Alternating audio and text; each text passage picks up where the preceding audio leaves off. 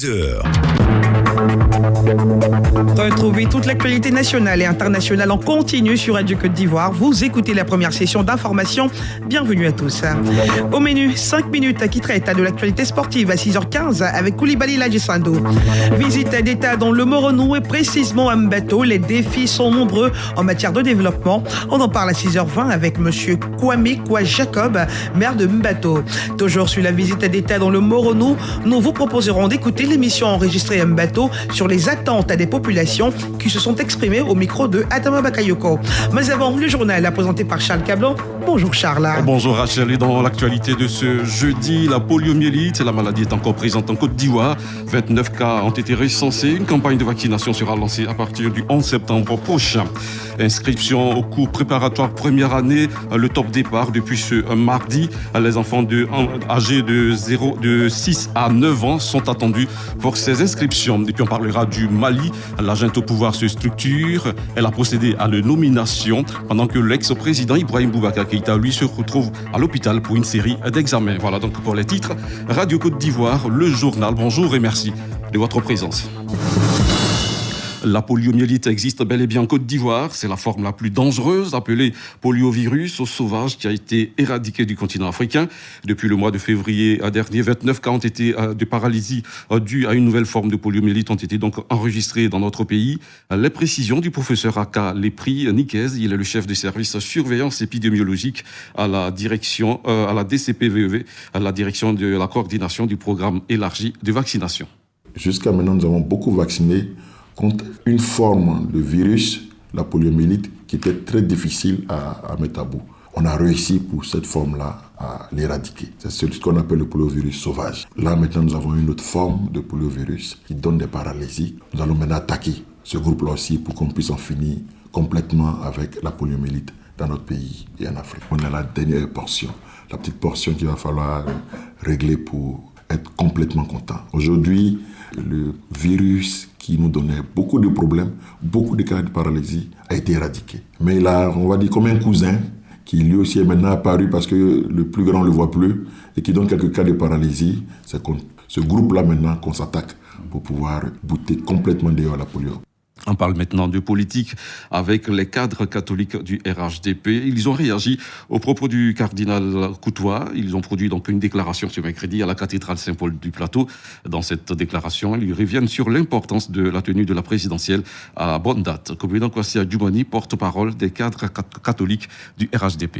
Si la réconciliation est un processus fondamental, il est encore plus fondamental de constater que les élections permettent justement de garantir la continuité et la stabilité de la République. Elles seules permettent de forger l'état de droit sans lequel un processus de réconciliation ne peut prospérer. Il n'est donc pas juste d'affirmer que la réconciliation est plus importante que les élections. La non-tenue des élections à bonne date ouvrirait de façon certaine une période de vide juridique pouvant entraîner une situation chaotique. On parle encore de politique, cette fois-ci avec les femmes du RHDP et celles du Front populaire ivoirien, FPI, qui se concertent pour une élection apaisée. Elles ont produit une déclaration pour soutenir la candidature du président Alassane Ouattara. Cette déclaration est lue par la présidente des femmes amazones du FPI. On écoute un extrait de la déclaration de Gueye Catherine, présidente des Amazones, des femmes du FPI. Alassane Ouattara est à l'évidence ce soleil lumineux qui, par son éclat puissant, a pu dissiper dans son parcours à part des géants les ténèbres dans lesquelles notre pays était enveloppé. Ces ténèbres, c'est la pauvreté sous toutes ses formes. Excellence, Monsieur le Président. Nous, les femmes de la Fédération des Amazones de FPI de Côte d'Ivoire, pour la victoire du RHDP, avons décidé de vous accompagner dans cette marche inexorable.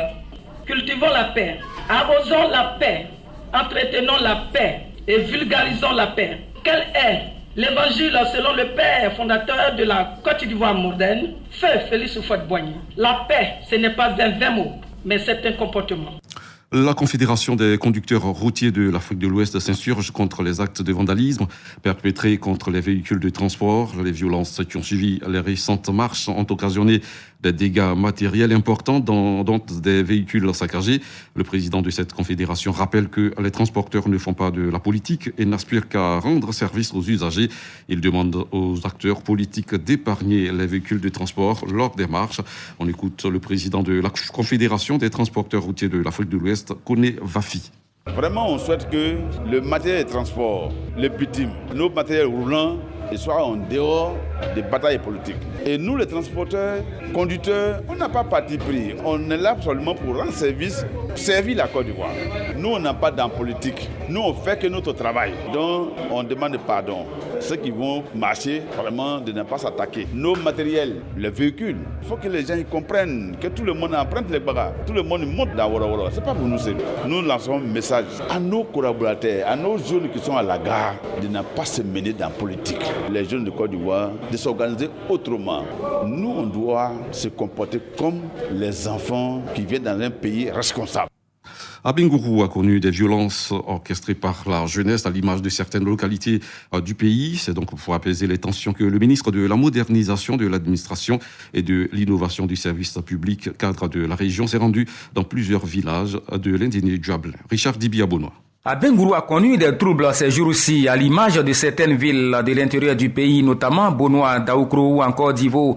Il y a lieu de réfléchir, surtout pour une ville qui traîne derrière elle sa légendaire réputation de ville paisible, comme le témoigne d'ailleurs son appellation originelle Mpekro, c'est-à-dire l'on n'aime pas les palabres. C'est donc pour recadrer les choses que le ministre de la modernisation de l'administration et de l'innovation du service public, fils de l'Indénié, est venu rencontrer les chefs de village du département pour les interpeller face aux agissements de leurs enfants. Adam Roger Félix. Abengourou, qui est la cité de la paix, qu'il n'y ait pas de marche ou d'action violente, que chacun puisse échanger afin que tout se passe de manière paisible. Vivons en paix, vivons en fraternité. C'est le message du président Foubani qui nous a légué et que nous cherchons à communiquer aux plus jeunes. Donc c'est vraiment un message de paix, de fraternité, de cohésion, de solidarité. C'est un périple qui a conduit la délégation dans plusieurs villages, entre autres Zinzenou, Zamaka, Padienya, Kwamziankro, dans le village des Boissueux qui a constitué la première étape de cette tournée. Le porte-parole du chef a invité le gouvernement à prendre ses responsabilités face à ces agissements. Le gouvernement saura prendre ses responsabilités afin que les élections présidentielles d'octobre 2020 se déroulent dans la paix et la fraternité. Notons que bien avant cette tournée, l'émissaire du gouvernement a apporté le soutien de l'État au personnel du tribunal de première instance d'Abengourou qui n'a pas été épargné par ces violences avant de mettre le cap sur Agnibilikro où il a rencontré les têtes couronnées du Djuablin. Richard Dibi-Abonois, Abengourou, Radio Côte d'Ivoire. On parle maintenant de la rentrée scolaire 2020-2021. Le recrutement au préscolaire et au primaire a débuté sur l'ensemble du territoire national. Le processus va prendre fin le 11 septembre prochain. Le recrutement concerne tous les enfants âgés de 3 à 5 ans pour le préscolaire. Ceux du primaire doivent être âgés de 6 à 9 ans. Une opération gratuite dans les écoles publiques. Les enfants doivent se munir d'un extrait d'acte de naissance ou de jugement supplétif. Quelques réactions sur ce processus qui a débuté timidement. On écoute d'abord Kwame Kwasi Etienne, il est le directeur de l'école primaire publique Plateau d'Okui Bad 1. Pratiquement dans la zone Plateau d'Okui, les enfants inscrits déjà à la maternelle, on n'assiste pas à une grande bousculade pour la rentrée. Surtout que les enfants en grande session sont admis d'office au CP1. Donc les parents qui viennent inscrire les enfants à partir de 6 ans et autres, ils sont pas trop assez. La preuve que depuis il n'y a que 4. Et donc, on attend toujours les parents. Il faut noter qu'il n'y a pas d'affluence. Pour les parents, c'est comme ça. C'est au dernier moment qu'on va dire la rentrée commence le 14. C'est là maintenant, ils vont savoir, ils vont se rappeler même que l'école a commencé. C'est là d'autres moments commencent à venir inscrire les enfants au CP1. On va aller sur le directeur des études du groupe scolaire Anador, Junior Abobo. Nous sommes un peu débordés. Ça veut dire que les inscriptions au CP1, véritablement, ça connaît un engouement. Au CP1, nous avons autour de 132 élèves. Alors, nos effectifs tournent autour de 40 par classe et nous avons jusqu'à 4 classes de CP1. Si cette année nous réalisons que nous avons dépassé les bases 4, naturellement nous allons ouvrir d'autres classes de CP1. Et direction maintenant le Nord où il existe désormais un centre de service civique. Il s'agit du centre de Guinguéréni, village situé à 10 km du Boundiali, à plus de 700 km à partir d'Abidjan. C'est un projet de l'Office national du service civique. Sa mission, participer efficacement à la resocialisation des jeunes, particulièrement les filles vulnérables. Si et quoi si. Bienvenue au centre du service civique de Guinguerény. Ici vivent 93 filles dont l'âge varie entre 15 et 25 ans. Parmi ces filles, de nombreux cas sociaux avec des fortunes diverses. Celle que vous allez écouter est en ce moment en proie à un mariage forcé imminent, ce qui pourrait hypothéquer sa formation. Elle n'est pas tranquille. Quand je suis venue ici, c'est là maman m'a appelé pour m'informer. Moi, je ne veux pas me marier forcé. Toi, je ne sais pas comment il fait. Aidez-moi, je vais me former. Je deviens grande. Mais les filles peuvent être sereines ici. Le gouvernement s'engage à les mettre sous ses ailes contre l'état de la société. Inès Tchakwakou est en mission pour le compte de l'Office du service civique national. Elle rassure. L'Office du service civique national a été mis en place pour pouvoir lutter contre l'incivisme à travers la lutte contre la vulnérabilité. Nous lançons un appel pour que les autorités et les chefs de village puissent prendre à bras le corps ce programme. Dans sa mission de protection des jeunes filles, le gouvernement ne sera pas seul. Chef de Guinguerény. Tous les enfants qui sont venus dans le centre là, que tu sois à Baoulé, tu seras au Abéo, tu seras à Tchéo, tu seras à Nio, et sous les papas. S'il y a quelque chose qui arrive ici, moi je suis devant pour battre ça. Notons que la première cohorte du centre de service civique de Guinguerény compte 93 filles issues des 4 coins du pays. La formation va durer 7 mois et elle sera couronnée par un diplôme capable d'ouvrir les portes d'une insertion assurée dans le tissu social partout en Côte d'Ivoire. C'est Kwasi de retour de Guinguerény, Radio Côte d'Ivoire.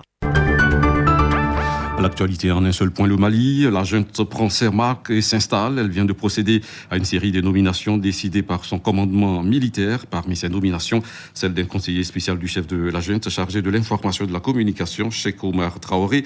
Un autre civil a été nommé, le docteur Youssouf Koulibaly, conseiller spécial du chef de la junte chargé des affaires juridiques.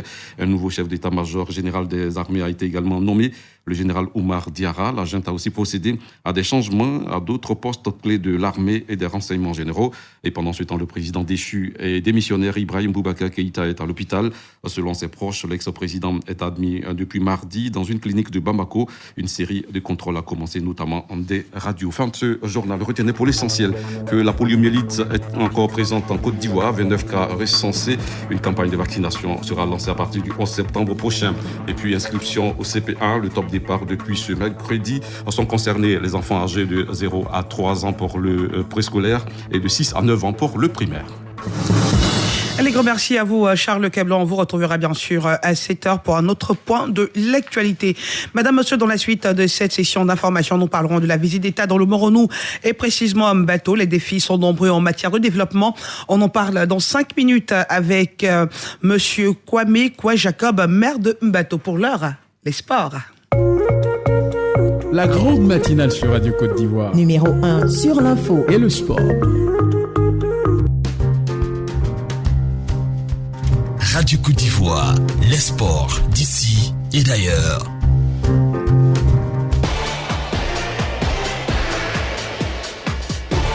Le journal des sports. Koulibaly Sandou. Bonjour Sandro. Bonjour Rachel Ogouetien, bonjour à tous. Toute l'actualité des sports, c'est ici et maintenant en direct du studio B de la maison de la radiodiffusion. Nous sommes à Abidjan Plateau. Bienvenue pour 5 minutes de sport. Élection à la présidence de la FIFA, l'instance mondiale veut voir un peu plus clair. Oui Rachel, l'institution suprême du foot entendra toutes les parties concernées individuellement par visioconférence dès ce jeudi. Il s'agit des membres de la commission électorale, du président de la FIFA, des membres du comité d'urgence, du secrétaire général de la FIFA. La CAF et l'UEFAB également sont invités à participer à cette visioconférence. L'objectif étant de mieux comprendre les blocages du processus électoral et de prendre une décision dans l'intérêt des acteurs du football local. En attendant, le club s'apprête pour la reprise. L'Africa Sport Club, désormais abonné aux crises, a repris officiellement les entraînements mercredi au niveau camp d'Akwedo sous la houlette de Diaby Almami. Dans le même temps, la dissidence dirigée par Bailly Antoine fait engager des joueurs en vue de la formation d'une autre équipe des Aiglons. Constat, 2 présidents pour 2 clubs. Et pourtant, il n'y a qu'un seul championnat à disputer. Feuilleton Lionel Messi, le divorce, ça se précise de plus en plus. Oui, le père de l'Argentin qui a rencontré mercredi les dirigeants barcelonais a tenu des propos allant dans le sens d'un divorce entre son fils et le FC Barcelone. Jorge Messi a toutefois démenti à la presse que Léo Messi a échangé avec Manchester City ou encore moins avec Pep Guardiola, l'entraîneur de la formation des Citizens. Et puis en Angleterre, bonne nouvelle pour l'éléphant Nicolas Pepe qui a retrouvé le chemin des stades après sa mise en quarantaine à cause de la Covid-19. À l'inverse, en France, le Paris Saint-Germain compte dans ses rangs 3 cas de coronavirus et non des moindres. Il s'agit de Neymar et des Argentins Angel Di Maria et Paredes. Et sur le terrain début ce jeudi de la Ligue des Nations par une affiche alléchante, Allemagne, Espagne et aussi à suivre Ukraine-Suisse. Retour au pays pour parler de Maracana. Les équipes qualifiées pour la phase finale du championnat national le 12 et 13 septembre prochain à Gagnoa sont situées sur leurs adversaires de poule. Le tirage au sort a lieu hier. 5 poules de 5 équipes ont été constituées. Le GMC de Yopougon, tenant du titre, est naturellement logé dans la poule A. Siaka Sanogo, le président de la commission de compétition, se projette sur ces rencontres. Il a été joint avec Téléspoir par Brice Kwasi. Nous nous retrouvons à Gagnoa le 11 déjà au soir pour la réunion technique à partir de 20h. Le lieu sera précisé très prochainement. Et le samedi matin, nous commençons notre compétition tout au plus tard à 8h pour finir à 18h avec le champion désigné. Ça s'annonce à se tirer parce que là, c'est l'élite du Maracana ivoirien qui se retrouve à Gagnoa. Et normalement, on s'attend à des belles employades. Et surtout dans l'esprit du Maracana qui est la CFA. Cyclisme, championnat national 2020, il n'y aura pas un 3e report. Oui, la compétition se tiendra le dimanche 6 septembre prochain à San Pedro. Cette fois-ci, c'est une distance de 12 km à parcourir 10 fois, soit 120 km pour les hommes et 60 km pour les dames. La sénatrice de la cité balnéaire, Dosso Maïmouna, marraine de l'épreuve, a confirmé la tenue de cette épreuve. Sur ses motivations et ses attentes, nous l'écoutons. C'est d'abord du sport et on sait que le sport est facteur de cohésion, d'unité. Et c'est ce langage que nous prônons partout où nous sommes. Je ne pouvais pas ne pas être à ce rendez-vous-là, ne pas accepter de parrainer cette cérémonie-là qui crée la cohésion, qui parle de paix, parle de fair play. Voilà, parce que c'est ça exactement nous prônons. Je souhaite une très forte mobilisation de la population balnéaire pour voir d'abord le beau spectacle qui sera livré. Ensuite, écouter le message de paix, de cohésion, d'amour, d'union, d'unité également, que nous allons passer tout au cours de ce championnat-là. C'est extrêmement important pour nous, population de San Pedro, et pour la population de la Côte d'Ivoire tout entière. Ndosso Maïmouna, sénatrice de San Pedro, marraine du championnat national de Côte d'Ivoire prévu donc ce week-end à San Pedro. Et puis notons que 31 cyclistes nationaux tenteront de succéder à Lingani Amadou, tenant du titre à Zenoula l'an passé. Cyclisme toujours, cette fois, Tour de France 2020. Coup de tonnerre lors de la 5e étape disputée mercredi. Le Français Julian Alaphilippe a perdu son maillot de leader après avoir écopé d'une pénalité de 20 secondes à cause d'un bidon récupéré dans les 20 derniers kilomètres de l'étape. Il est désormais relégué à la 16e place à 16 secondes du nouveau leader, Adams Yades. Avant la 6e étape qui se court ce jeudi sur 191 km. L'étape d'hier a été remportée par le Belge Ronde Vande. Vous avez également des notes de basketball, la main bien avant de l'athlétisme. Oui, la sprinteuse éléphante Talou Marie-Josée prend part ce jeudi à la 14e édition du meeting de Marseille. L'Ivoirienne sera alignée sur 100 mètres après 2 épreuves soldées par une 4e place. Peut-être cette 3e sera la bonne pour elle, nous l'espérons. Et puis basketball nord-américain, c'est du NBA. Le break pour Miami cette nuit. Les joueurs de Heat ont eu raison des Bucks 116-114 lors du deuxième match de cette demi-finale de la conférence S. Il mène désormais 2-0. Le Game 3, a lieu dans la nuit de vendredi à samedi. Et puis côté conférence Ouest, c'est Houston qui s'en sort lors de ce dernier match du premier tour des playoffs. Victoire face à Oklahoma, 104-102. Voilà qui marque la fin de ce rendez-vous des sports. Merci de nous avoir suivis. Excellente suite des programmes. À vous également, Rachel Legoué. Etienne. Grand merci à vous, Koulibaly Ladji-Sambou, et on retrouvera Fernand Kouakou à 7h20. Et puis n'oubliez pas, le rendez-vous des vacances du sport, c'est cet après-midi à la maison de la radio. Oui, talent du sport. Et profite pour se vendre, Koulibaly Ladji-Sambou. Allez, excellente journée.